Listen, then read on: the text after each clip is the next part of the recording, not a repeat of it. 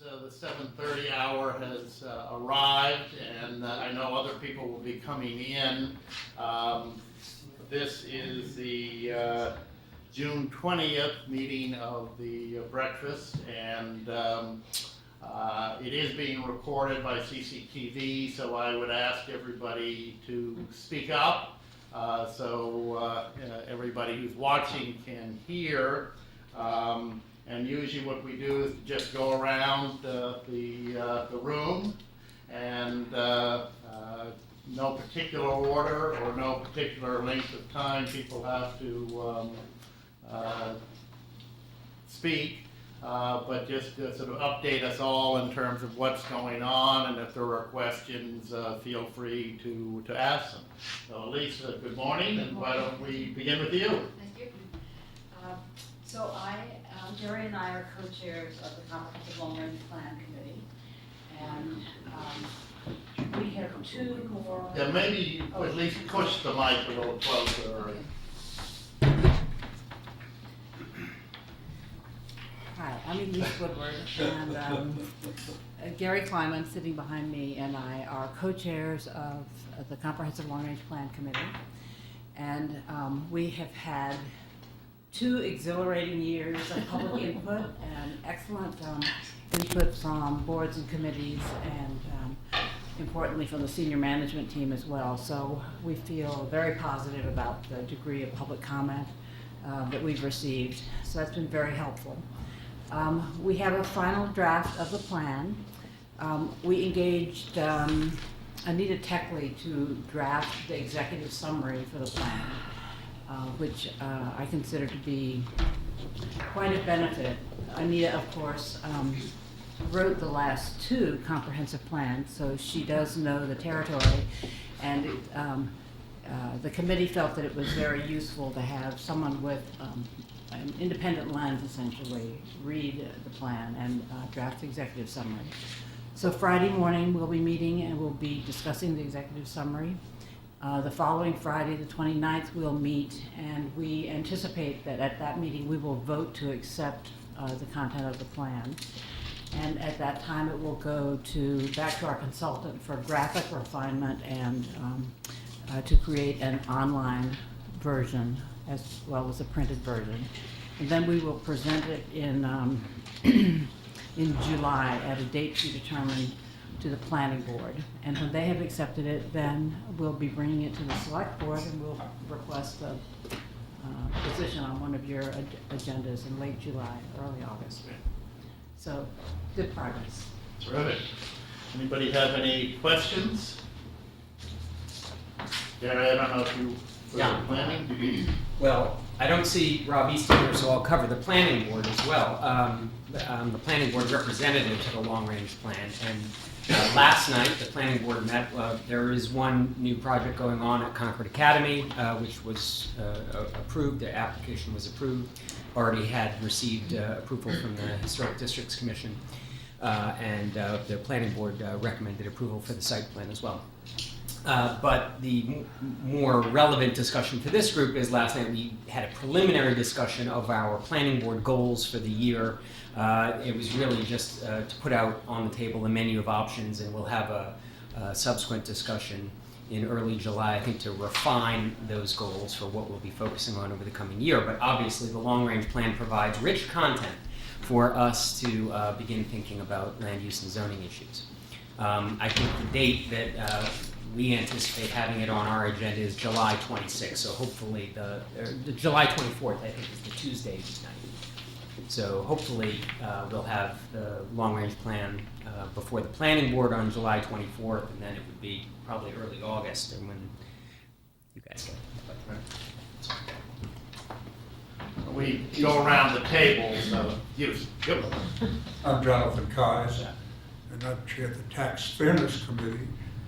And it was about a year ago town meeting, not the last town meeting, but the preceding town meeting, that the town basically voted to provide assistance to elderly with the real estate tax. And the general court approved it at the end of the year. And we decided to implement it this coming fiscal year to make sure that all the elderly people who would qualify would benefit. So imminently, a postcard mailing is going to go out to all the homeowners in which there are occupants who are over 65 to apprise them of the situation. Walter Burge, who's a committee member, has been working with all the church groups to get people educated. And there will be an article in the Concord Journal probably in the next couple of weeks. And I believe a letter has already gone out to all the households. Yes. Yes, and the assessors have done a very good job. And this is being kind of, all the applications are being handled by the Board of Assessors, is that correct? Correct. So if anybody has a question, that's where they should probably direct it at this point in terms of getting I think so. information, so. And that's it. Yeah. Great. Perfect. Hi, I'm Gordon Brockway. I'm the chair of the Municipal Light Plant Board.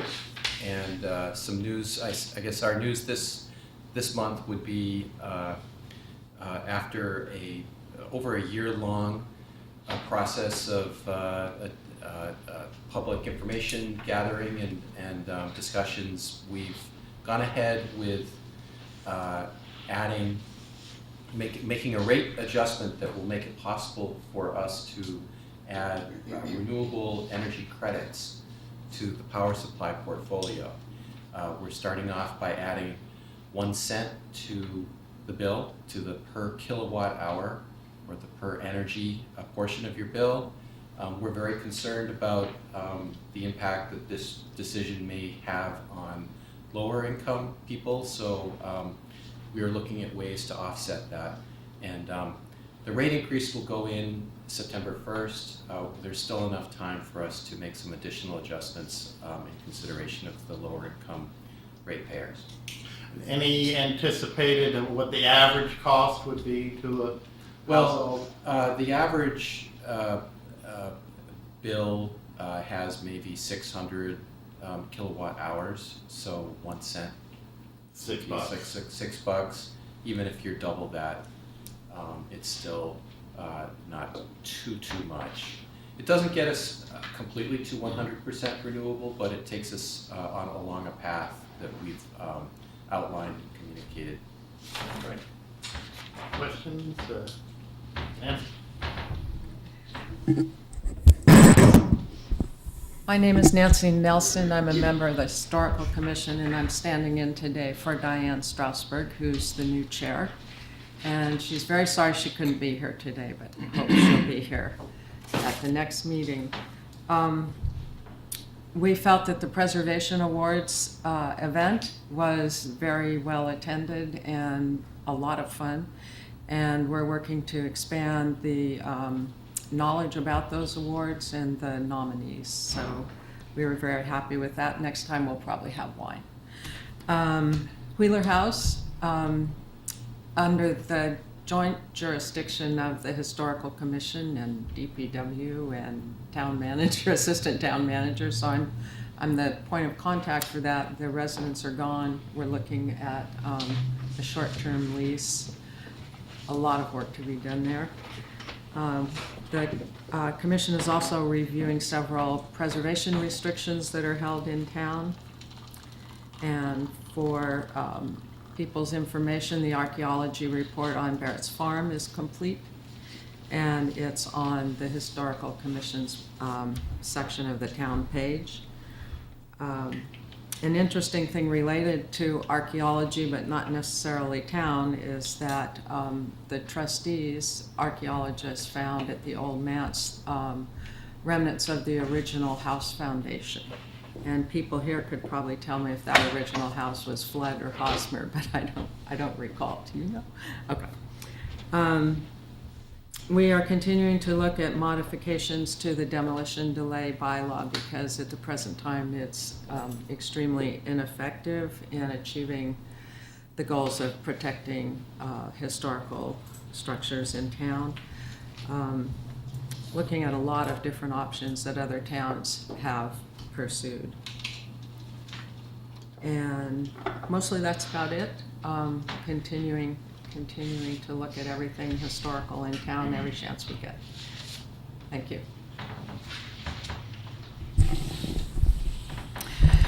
Good morning. I'm Sharon Lenhart, Chair of the Council on Aging, and I have 3 things to report this morning. First, the Concord After 60 social network that was implemented this year is thriving and growing. Concord After 60 has 60 members, no pun intended. And they are beginning to divide into activity groups. I think they have a theater group going and a hiking group. So they are really sort of developing the kind of things that we hoped would happen. There will be a membership drive in the fall, so if you know people who might be interested and eligible, you should certainly put the word out, because they'll be advertising for new members in the fall, although it is open for membership at any time via their website. There is currently, I think it is just about winding up, an educational session that's being run at the COA for caregivers. It serves as both education and support, and it's been very popular, so I think that will probably be repeated. And then last but not least, the COA held the first of what we hope will be a series of what are called memory cafes. And these are social events for Alzheimer's patients and their caregivers. They are structured in a way that the people organizing the events know how to communicate with people with cognitive deficits. Sometimes there is an activity also structured for people with deficits, and often a luncheon. They are done all over the state, and it's something that is being pushed as we anticipate an increase in that population. And often they're held in town restaurants, they're held all over town. So we'll sort of see how this goes and then hopefully develop it further and expand it. Great, Thank you. thank you. Don't know which one of you want to give the presentation? Emily Wheeler. I'm a member of the Agriculture Committee, and as a one-time chair of the Agriculture Committee, I enjoyed being part of this meeting. At our last meeting, we overwhelmingly approved Happy Gothert, one of our members, as our latest chair, newest chair, current chair, and so I don't know whether for my benefit, because it's a pleasure to be at this meeting, or for hers, I am accompanying her. Happy Gothert. I'm the new chair. In our last meeting, we had I'm sorry, I information, didn't get your name or your committee. Agriculture Committee. Thank you.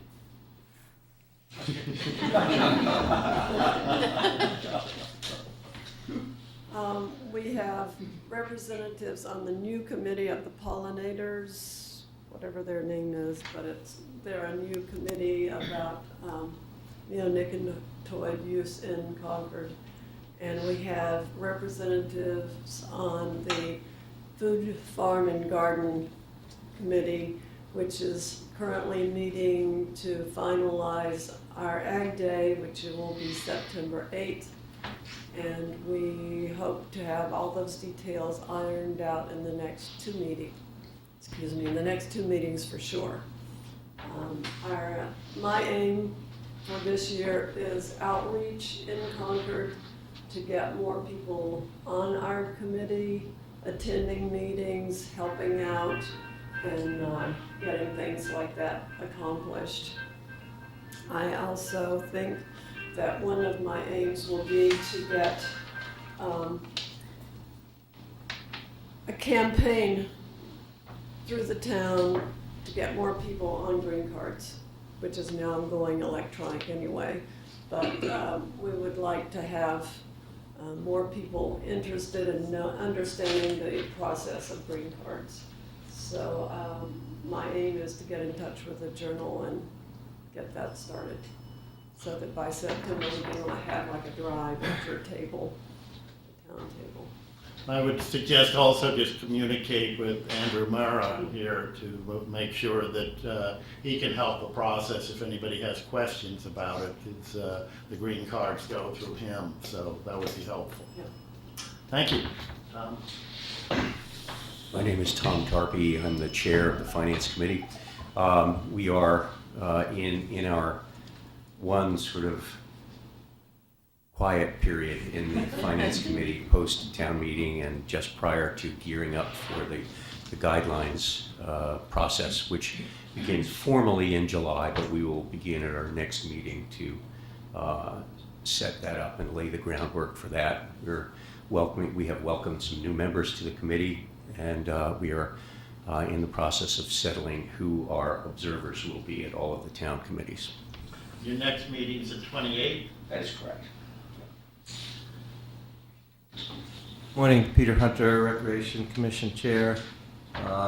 Fairly active month last month and very active summer coming ahead for Recreation Department. Many of you may have gone to the June 9th Jazz Fest, which was tremendously successful. Had over 2,000 people. Local vendors did wonderfully and promoted their wares. I think it was very helpful for the local vendors. Good weather, too. Great weather last year. And it was the first time liquor was served. And as far as I know, when I was there, everything was calm and was a success. So good news. There are actually a number of other summer music fests going to be happening at the Harvey Wheeler on July 12th, 19th, and 26th. So everybody look out for those. I think we've got a good thing going here with these music festivals during the summer. July 4th is the annual Minuteman Road Race. It's a 5-mile race in the morning. Hopefully it won't be too hot. We'll see. And camp starts June 26th, summer camp in Concord, run by the Recreation Departments. Usually tremendously successful. We have great participation this year. We're basically full in all the camps for just about every week, except maybe the latter part of the summer. Giving over $200,000 in scholarships for those kids in need, which is a great thing. Significant event is that we've hired a new general manager at the Beatty Center. I mentioned in past breakfasts, there was a need for change in the Beatty Center to increase membership and improve the programs and activities. And we spent well over 2 months searching, and we believe we found a great general manager. His name is Andy Dutton. Brings a ton of energy, enthusiasm, ideas, leadership. We're excited to have him. He starts July 9th. If people want to sign up either for the road race or later in the summer, the camps, how do they? All online, it's the easiest way to do it. Everybody gets their book twice a year, but online certainly is the easiest way to do it. And for the race, you could show up at that morning and sign up. And show up where? Oh, sorry, it's at the Hunt Recreation Center, Stowe Street. Thanks. I have a question. You mentioned $200,000 in scholarships for the summer camp. How does that compare with previous years, that level of scholarship funding? It's up. There's a pretty big need out there, believe it or not. You wouldn't think Concord, great economy, but it's up. We see a lot of applications, and I think it's maybe up 5-10%. Thanks. Any other questions? Yeah, if you maybe step forward to this, so you have the microphone. Mia Glenn, Chair of the Historic Districts Commission. Applications for us have been pretty routine and steady. One thing that was sort of out of the norm for us, we had some students from Concord Academy who were studying energy, came before us to give a presentation about solar panels, rooftop wind power, and wind trees in the historic districts. And we discussed the cost of the various options and new technologies, and how the HDC has struggled with previous rooftop solar panel applications, and currently we have not approved solar panels on the roof where it faces the street. But we are hopeful that new technologies that make the panels slimmer and less visible will make it so that we can approve that in the near term. We are also reviewing our guidelines on what we call street furniture in town. Street furniture is basically, planters, benches, anything that is put outside on the sidewalk on a year-round basis. And the town already has a policy for things displayed on the sidewalk on a temporary basis during the summer. But if you walk through town on a sunny summer weekend, you will see all manner of things out on the sidewalk. And while many of these are charming, we just want to make sure that our policy is consistent with the town policy and that businesses understand when they're required to put in an application and when they aren't, because there seems to be some confusion. So we're in the process of working on that. Questions on that? Bob, I bypassed you, so. I have a question. Oh, I guess I did bypass you. That's only because I'm the newest committee. My name's Carlin Reed, and I'm the chair of the PEG Access. Want me up there? What is yours? Carlin Reed, I'm with the new PEG Access Advisory Committee, and our committee's job is to monitor the effectiveness of the PEG Access provider, which is CCTV, as well as monitor the compliance of Comcast's cable TV service. Make sure Why don't you Comcast just is living explain, the PEG is a. Oh, PEG is an stands for- acronym. Yeah. It stands for Public Education and Government. And on your TV channels, it's channels numbers, 8, 9, and 99. And for example, the video recording for this program right now is being broadcast or being recorded for channel 9. And it'll be uploaded to I think it's now to the YouTube channel that CCTV has. So that's the kind of thing we do, is we learn about how PEG Access works, about how Comcast is running the cable TV service. And one of our new projects is to conduct a survey of the public that we're developing right now to find out what you and everybody else thinks about how the PEG Access program is running and how Comcast is running its cable TV service. And our next meeting is July 9, plus we have 3 openings. So we have it posted on for green cards. Any Yeah, questions? just enough for a quorum now, but we'd love to expand it. Good question. Yes. Do you do over-the-air TV? No. Okay. You don't have cable. Yeah, That was my question. And that's the kind of book I want to find out is, okay, who's actually watching? Who has this? We do have internet though, of course. Right. But it Right. sounds like you could watch it on YouTube channel? Yes, absolutely. Yes. It's being broadcast over there in that context, yes. So you Okay. can watch through Roku. Or Apple or whatever. Yes. Roku, you could go to YouTube. Yes, right. Nancy, you? I had a question for Mia, actually. Where'd you go? You mentioned sort of pop-up furniture and things that are not necessarily consistent with town policy. Have you guys dealt with the issue of signs in the public right-of-way? Which are not There's a town supposed to. bylaw for that. Yeah, I know, There's a but, sign by law. I know, but it isn't working. And I just wondered if if anybody had. There are enforcement mechanisms if it's not working through the building department, so, in theory. Yeah. Theory.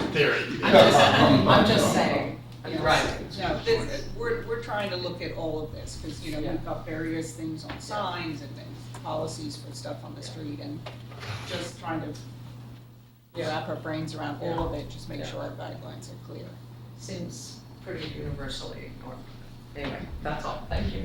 You said your next meeting is for, It's July 9 at 2 o'clock in this room. right, Any other questions? I do. Yes. Do you know anything about how old most of cables are in this town? No, but I want to ask Comcast that information. Because we're hearing a lot of things about there not being enough bandwidth, which supposedly is related to how old the cables are.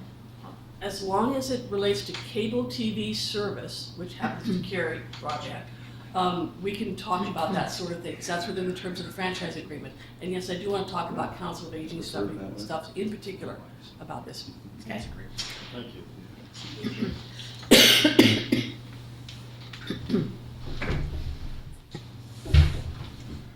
Robert Brown, school committees, we're currently at the end of the process, one of the most important things we do every year, which is to evaluate the superintendent. The results will be out soon.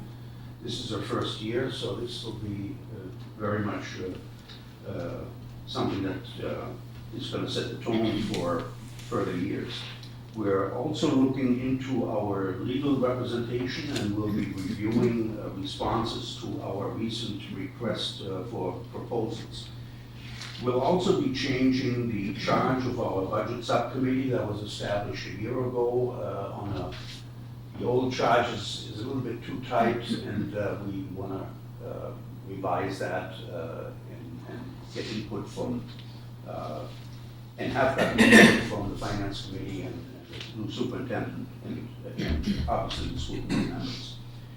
We will also discuss the formation of a campus subcommittee to further work on the recommendations of the campus advisory committee that completed its report about a month and a half ago. And I just wanted to highlight one particular program. At our last meeting on June 12th, we received a large check from the Concord Education Fund, and this group of volunteers has been active for over 20 years. They've made over 200 grants over that period of time. So recently, the CEF made possible a completely new curriculum program called Q5. And I'm just going to read from the high school website to explain this program.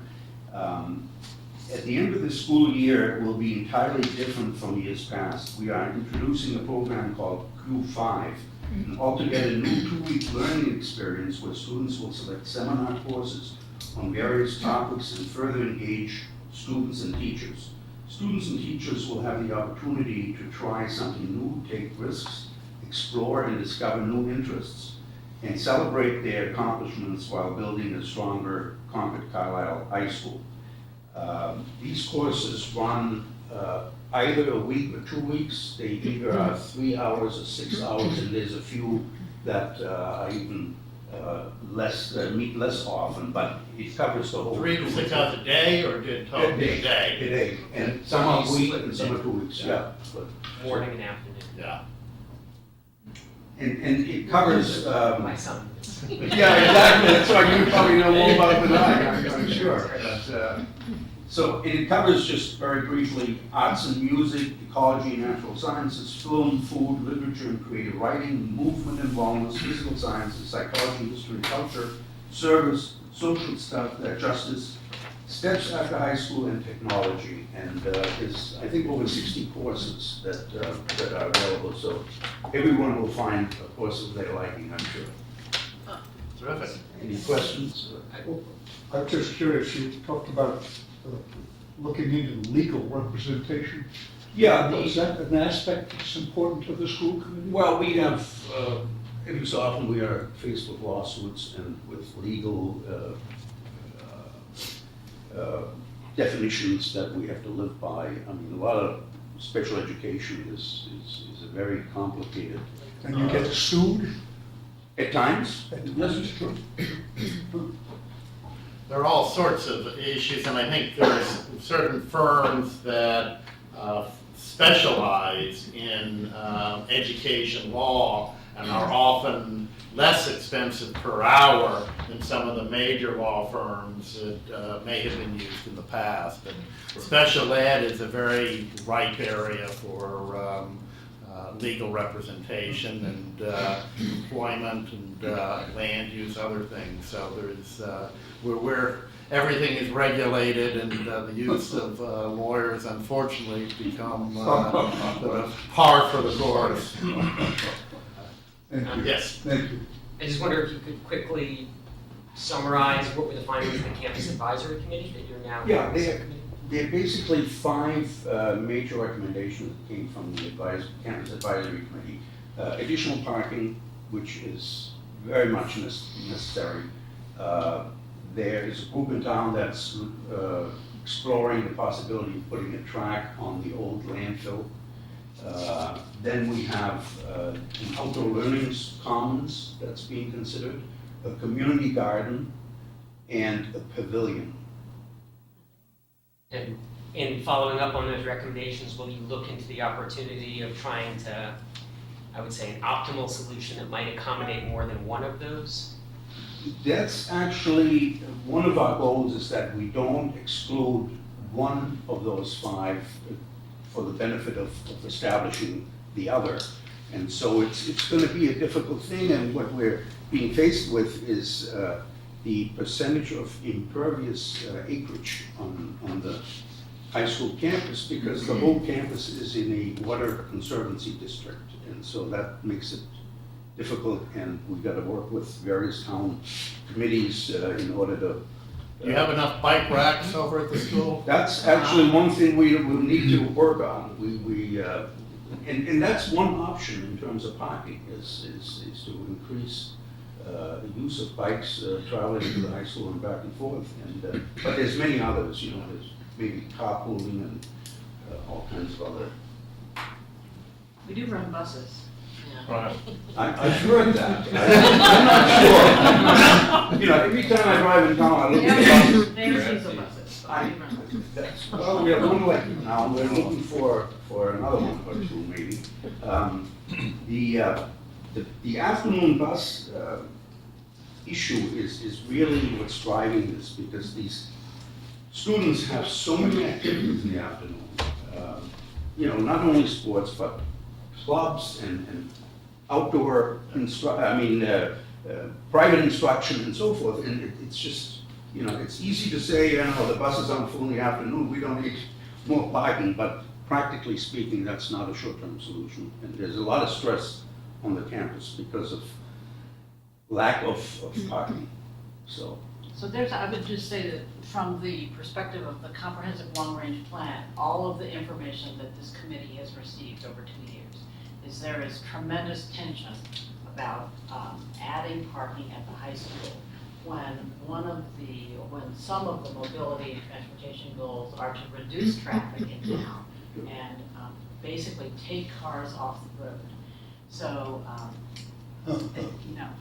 So, we'll see how that unfolds. Yeah, that's exactly right. One last point on that, I attended the CSEC meeting last night, and there were 2 short presentations about electric vehicles. So in the next 2, 3, 4 years, we're going to see a major increase in the number of electric vehicles, and that will at least address the greenhouse gases.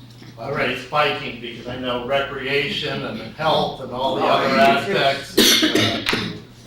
And we're very sensitive to, you know, what the whole town believes in, and some of the town meeting articles that have been passed and so forth. But having said all that, you know, it causes major stress and Well, behavior change is the most difficult.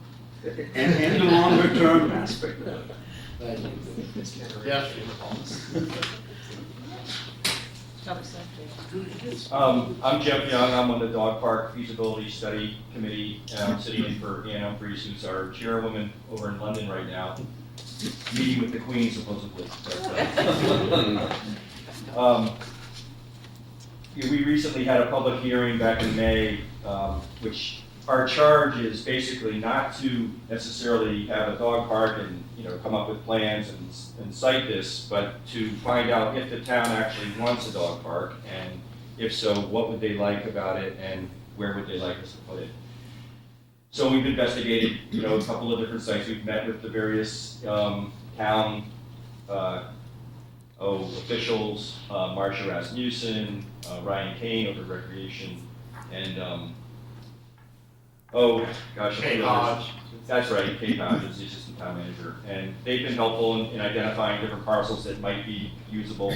Of course, you know, there's always competition for land and issues with all of this, so you know, it's an interesting experience. But at the hearing, which was basically for us to solicit feedback from the community, we found that the biggest concern people had was the fact that if we put a dog park in Concord, then will there be an effort to close off conservation land that we currently still have access to?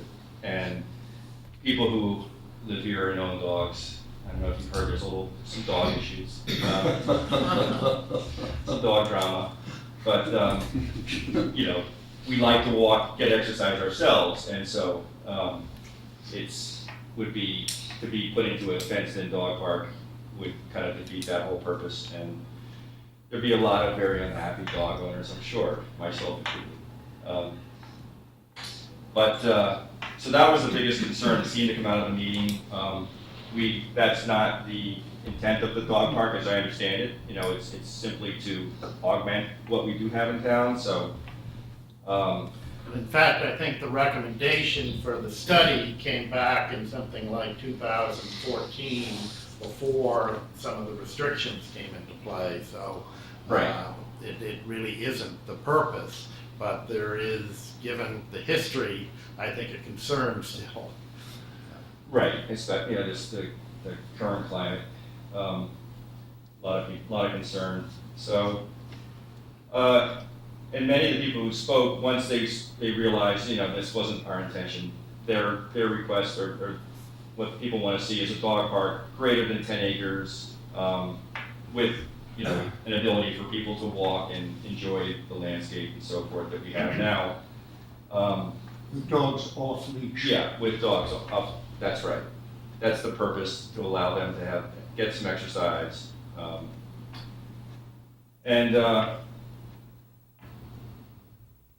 You know, what also, we found that really there may be a need for a dog park, but if we're not able to, you know, accommodate this idealized, you know, 80-acre park, which is what, in our survey results, everybody would prefer that.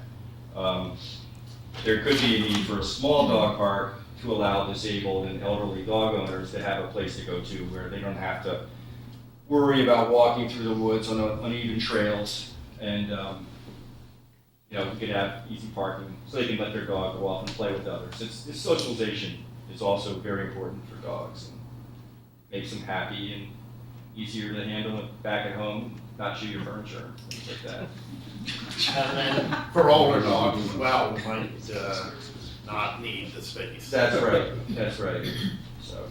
You mentioned you looked at a couple of parcels. What were the rough sizes of the parcels you looked at? Are they anywhere close to 80 acres or 10 acres? 1 acre? Yeah, there's no, well, it's funny, there's the parcel over off of Old Road to 9 Acre Corners. It's used currently by Farrell Farm, but that's about 27 acres, and it's a lot of wetlands as well, so, you know, there's competition there by the agricultural, you know, needs. They don't want dogs there. Now there's, you know, dog regulations on agricultural land, so you can't have them off leash in that situation. It's surprising the lack of places that are really available. You would think in Concord that you'd have a plethora of, you know, places, but everyone comes with a certain caveat attached. Soccer fields or. I think the school committee found that when they were looking for bus parking. Yeah. You know, not much land. Todd, do you have a question? Yeah, I had a question. What about funding for this this dog park? 80 acres, 27 acres, 15 acres. This is you need funding for a fence around this area. I hear that there need to be water stations for the dogs, waste removal stations for the dogs, swimming facility for the dogs, parking for the people. So where's the money coming from for this? And I guess also I'm confused. You know, we live in Concord. Many people have backyards. There's a solution right there. Yes, of course, you know, maybe that's not as social as going out into a park, but invite your friends over, walk around your backyard, walk around your neighborhood. So I guess, so let's just focus on the money. Where's the money coming from for this? That's a good point, and I think that's the term, feasibility. yeah. I don't think you can come up with a proposal for the money until you have this specific project and you look at how you're gonna do it. Right, there's actually a foundation that exists called the Stanton Foundation that has granted, on average, about $200,000 to various towns. I think Bedford and Billerica, a lot of our neighboring towns are using this foundation to finance it. So, you know, there's that possibility that it wouldn't cost Concord anything. But yeah, that's, you know, one of the factors to consider. We plan to put together a report this fall to present to the select board with our findings. And, they will determine, they'll have that heavy decision to make whether or not they should proceed. And the plan is to have another hearing at some point in the autumn? That's right. We plan to have a hearing this fall, present to the town our findings, and then we will submit it to the select board. So our next meeting is actually July 10th, and I think it's up here, but don't quote me. You're being recorded, so we don't have to.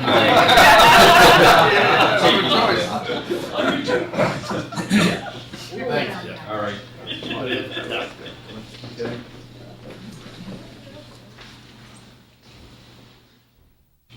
Morning, Christian Fisher, Board of Assessors.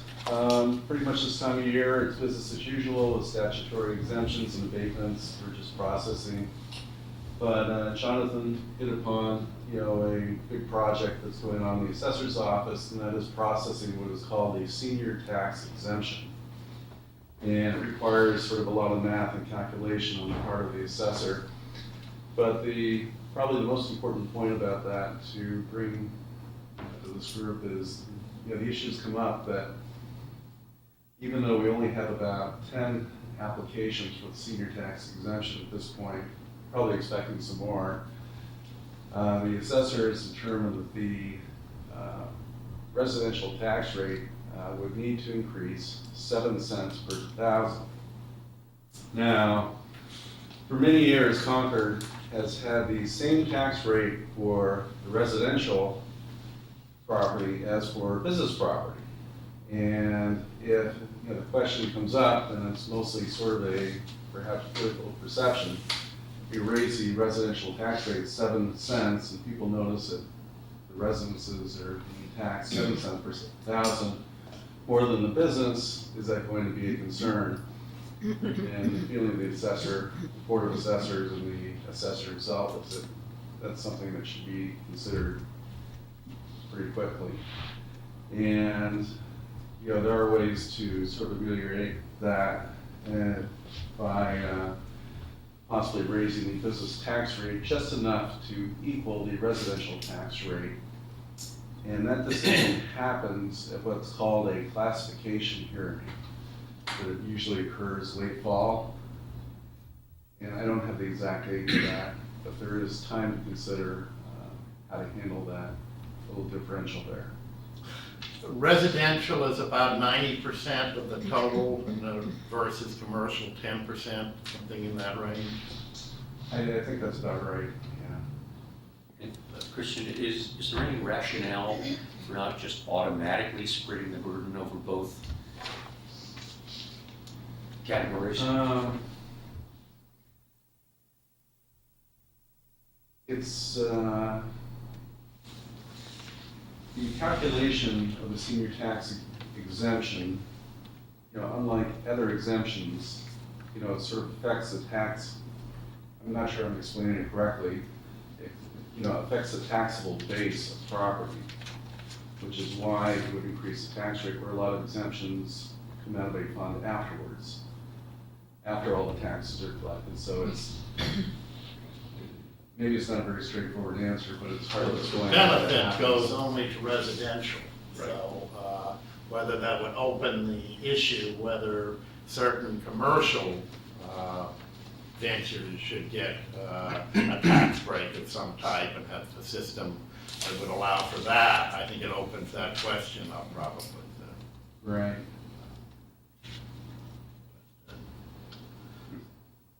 Anybody else? Yeah.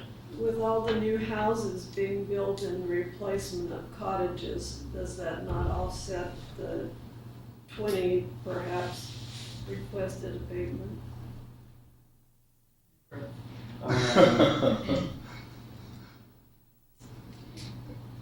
Apparently not. I mean, we have what's called new growth all the time. So I'm not an expert on this, but the Department of Revenue has significant input and control over the tax base and how it is adjusted in every municipality. So it sounds like the assessor figuring out what we'll present what the best options are. It's not just a question of finding the money. It's a question of how the property is assessed and how it is then recorded with the Department of Revenue, I believe. Within the strict guidelines. Very strict guidelines. Revenue. Set by the state. So by the state. Okay. Statutory. But you're keeping busy, I can tell. Thank you. Okay. Right,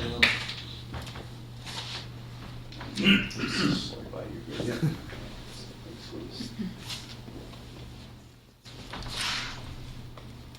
Good morning, Ray Considine, Board of Health. We had a pretty light agenda at our meeting this past month. We issued an order to Sally Ann's to upgrade their sinks, to bring them into compliance with a code change that went into effect in 2000. So they've been operating under variances since 2000. They've had some recent code violations with the sinks. Were they grandmothered in? Yeah. I'm being recorded here, so I'm not sure I'm going to answer that question. But so there were some violations. So we asked them to finally come into compliance with actually, which is a state and a federal change that took place in 1999. When you say ask, you mean ordered. We ordered them, yes. So they're going to be closing down the week of July 4th, so it's an ideal time to upgrade because it would require them to close for 2 days and have an impact on their revenue. So this is an ideal time to do it. So they'll be in compliance by July 9th. The polystyrene ban is we're still granting waivers for that. This is 4 establishments came back to us for the second round of waivers. Sushi House, Emerson Hospital, Greenland Deaconess at Deaconess Way, and Barrel Farm.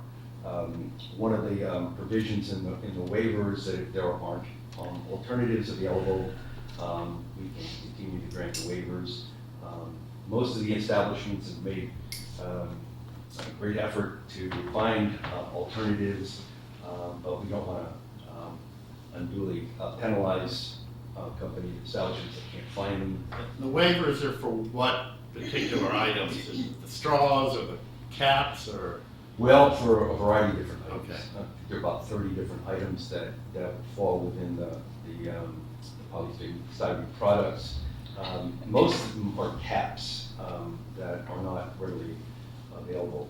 There are glass bowls for the hospitals, for example, that have plastic tops. They can't really find alternatives, and they don't want to dispose of their permanent glassware to satisfy that. So they're all working with us, and I think that the process is moving pretty smoothly. Is there a time limit that the waiver is good for 1 year? The waivers are good for 1 year, and we're seeing far less waiver requests, and we imagine by next year, probably none.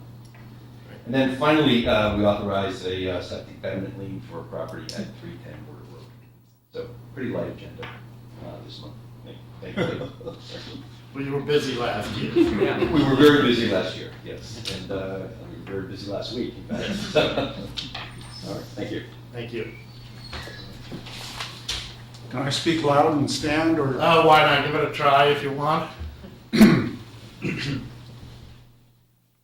John Soden, Bruce Freeman Rail Trail Advisory Committee. The gentleman here didn't.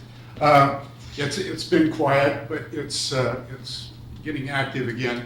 There's a lot of trees down on certain sections of the trail, which are starting to be cleaned up. That's been a very good thing because it's kept people from biking on the trail, which is the refrain you will be hearing from me and my colleagues until next spring. Please, folks, stay off the trail while it's under construction. When the school year ends, you will see a real burst of activity, especially those of you in West Concord, because the crossing of Main Street to the part of the trail that people see by the firehouse, and behind the depot will be under construction. So there's going to be disruptions on the traffic there. The contractor asked, or we asked the contractor to put it off until the school year was over, so there will be an increase of activity there. It's going to be a wonderful thing when it's done, and again, please resist the temptation to use the trail between now and next spring when we open it. And the funding is in place for that section. How about the bridge over Route 2? And Oh, that- this is my favorite. This is called Phase 2B. The B is for bridge. And I call it the phase to be or not to be. Not to be. We are doing the 75% design. According to what we just posted on our page on the town website, the funding comes in 2022 for the actual construction of the bridge over Route 2. So we're going to have a nice section in town, but it's not going to connect with the section that just opened in Acton for another few years. And I hope I'm still able to use it by the time it's done. That's what I hope so. Anyway, any questions? Thank you. Thank you. Oh, sorry. It's good, you said it's gonna open in the spring? Yes. Next year? Okay. But yes. Okay.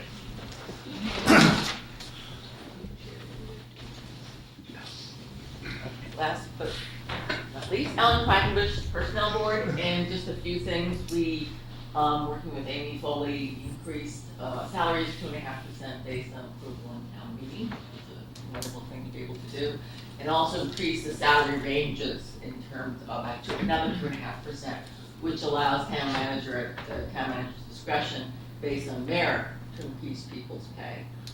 Amy's involved with Dan Taylor, who's our compensation consultant, to comply with the Pay Equity Act of Massachusetts, which requires that pay be equal for men and women in comparable jobs. It sounds easy, but it means comparing jobs across what does health and human services do versus grounds, to sort of try to compare environment, maybe the type of job, the type of, the level of lifting and things like that that different people have to do in their jobs to ensure that they're equitable. And finally, one of the things that we're probably going to try to do for next year is to remove the classification and compensation schedule from town meeting, which is right now in the consent calendar, because typically there's not a lot of comment. It's typically passed without any amendments or any moves, motions to the floor. So we'll be doing that maybe in our meeting in the fall. So that's it. Besides, I had the great pleasure of providing input to Amy Foley's review. Any other questions for? Thank you so much. Sure. Todd, you want to? Do you want to? Trustee Hunt? Well, good morning. Todd Benjamin, Chair of the Affordable Housing Funding Committee. We've been meeting since September. Our charge is to help to identify ways that the town can continuously fund affordable homes for the need that is in our town. We met last night in this room. Hopefully we left it nice and clean for everyone this morning. We have our next meeting on July 10th over in the assessor's office. If everybody has a pen and paper, I will give you our email address so you can, if thought comes to you and that you'd like to share with us, we certainly welcome it. And that email address is ahfc@concordma.gov. We've continued to look at ways that the town can fund affordable homes, which is pursuant to the 2016 town meeting. The select board formulated our committee based on the input, the feedback from that town meeting. So we've made some presentations to the finance committee, to the select board, seeking feedback on some of the ideas that we're looking at. The 5 ideas that we're looking at now, after we've looked at at least 10 ideas, and different ideas still continue to come in from the public. Our meetings are open meeting law, of course, so when we have some guests from the public attend and they present some ideas to us and we look at those. But some of the ones that we're starting to look at a little bit more seriously are real estate transfer fee, building permit fee, a budget line item, a free cash fee, and a payment in lieu of taxes. So those are some of the things that we're looking at now. Most of these things are done by other municipalities in the Commonwealth. So we're kind of looking at what is best practices, how other towns and cities utilize these methods to help support affordable homes in their communities. So we will be welcoming hopefully a new member to our committee on July 2nd. I believe they have to go to approval for the select board. We still have other openings on our committee, so we certainly welcome people to fill out green cards and join us. And our next focus will be more on community outreach, so meeting with other organizations in town and trying to hear some of their thoughts, concerns, ideas on this topic. The state is making an effort to do bonding, as I understand, so that I assume is also being looked into. Yep. I know the state, this is an issue for the state as well as local communities, and we're not the only ones who've got this problem. Oh, yeah. No, absolutely. Aren't we facing a terrible dilemma where everything that's built in this town is more and more valuable? It looks like it's becoming a richer and richer town, and yet we're gonna end up with a town with very, very wealthy people on one end and affordable housing with financing on the other, and it seems like a terrible situation you're facing. Well, I appreciate the recognition of the challenge, and I think you've got it pretty accurate. There is really a need for a diverse array of housing types that support families that are at the lowest level of affordability, those that support families that are in the middle level of affordability, and those, and obviously we don't need too much support for the other level, for the higher levels of affordability. I think zoning issues are something that you all are looking at, because that also. Yeah. Zoning is massive, Please, massive yes. tool. Zoning is tremendously important. So I attended the Hugh Garland Trust meeting yesterday afternoon, and representatives of your committee and the other housing concerns were in attendance. And it was a very interesting conversation. The purpose was to sort of widen the understanding of some of the emergency funding needs requests that come to Hugh Garland Trust. So as I think everybody may understand, Hugh Cargill Trust administers several funds. They administer not only the emergency funding that comes to Hugh Cargill Trust, but funds that CMLP provides for emergency funding for electrical bills, and also the Concord Cares, which is the emergency funding request for heating. And they also administer tax relief, the money that's raised by the Tax Relief Committee, but it's not part of the Hugh Cargill Trust. So what was presented yesterday was very interesting, I thought, that Hugh Cargill Trust looked at the funding requests that they've received over the last 5 years. And 215 families were assisted financially in the last 5 years. And 105 of those families, or 49%, live in affordable housing. And they distributed a total of $20,000 per year to the families that came for requests. The need is increasing substantially. And also, Concord's Community Service Coordinator sees significant increase in requests for funding every year. Bonnie Wilbur reported that in 2016, she received requests for 22 people called with requests for assistance with housing or to help them find housing. In 2017, she had 216 calls, so a tenfold increase. Wow. And already in 2018, she's received 175 requests, and so she anticipates that the 2018 number will be greater than the 2017. So I think that to tag onto what Todd was saying and what we've learned with the comprehensive long-range plan, Concord's, we talk about Concord seeking to have 10% affordable housing, which fundamentally is what the state would require us to have for subsidized housing to meet the threshold that would allow us turn a developer away who wanted to make a 42B development, to have more control over development. But Concord's real needs are not only in subsidized housing. Concord's needs are in what we will call in the long-range plan affordable homes. And this is the full range of homes. These are the workforce housing. Yeah. So that if our town employees and school employees had the means to live in town, they would live in the moderate priced homes.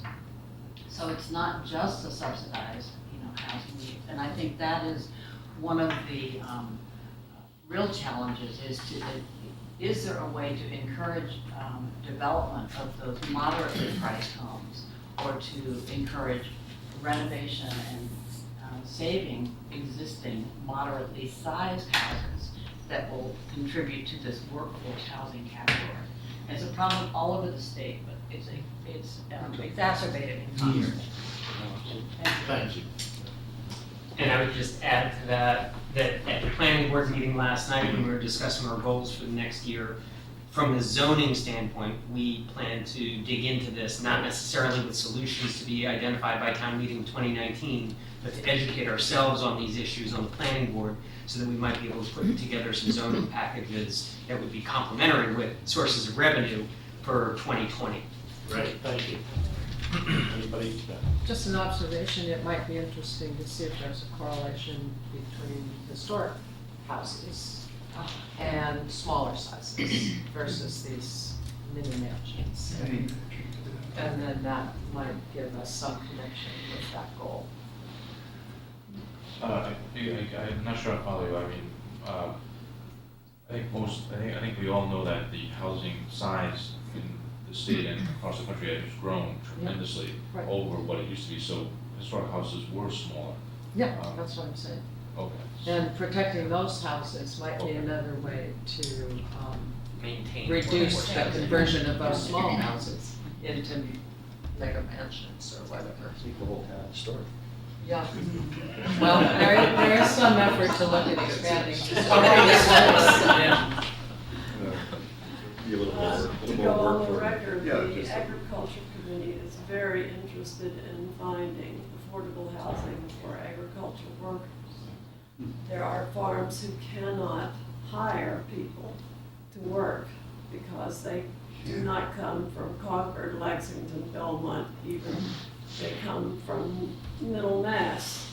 And if we could find a way to have housing available for them, we would be helping the agricultural community greatly. Well, and that's a great point. I mean, a lot of the conversation around affordable homes, affordable housing, I think does not touch upon the economic impact, but it is a massive economic driver and an economic sustainability for communities. If we do not have affordable homes and affordable home solutions across the range from supportive housing to workforce housing, if you don't have that, then it starts to become a drain on the local economy and the local community's ability to thrive and to grow. So there is a very strong empirical relationship between affordable homes and economic vitality. And Sharon would point out that this applies to senior housing choices as well. We're anticipating that by 2030, between 20 and 30% of the town's citizens will be over 60. Many of those people will want smaller homes. There's no place for them to go. Also, young families coming in, or even single people commuting to Boston who might find Concord desirable for lots of reasons and add a lot to the community flavor, can't afford. So it really is affordability rather than just subsidized housing. Yeah, and reasonable. You know what? One of my friends calls real people's homes. Thank you. I think that's kind of the point of this type of meeting, is to get input from so many different perspectives, which is beneficial to us all. So thank you all for coming, and hopefully we'll see you next month. Thank you. Thank you. Look, we wrote the trailer.